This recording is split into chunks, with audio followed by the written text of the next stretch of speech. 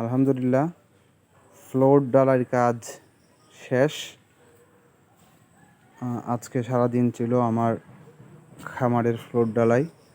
ইনশাল্লাহ খুব সুন্দরভাবে ফ্লোর ডালাই হয়েছে। এই যে এদিক থেকে ওইদিকে আপনারা দেখতে পাচ্ছেন, এদিক থেকে ওইদিক কিন্তু অনেকটাই ঢালু।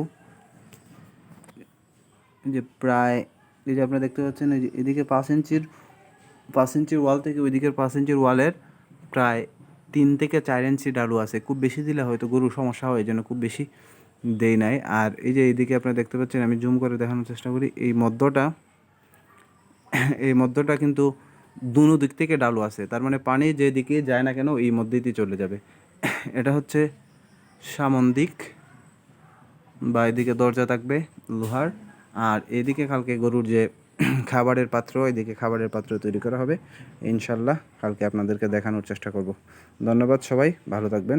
আসসালামু আলাইকুম।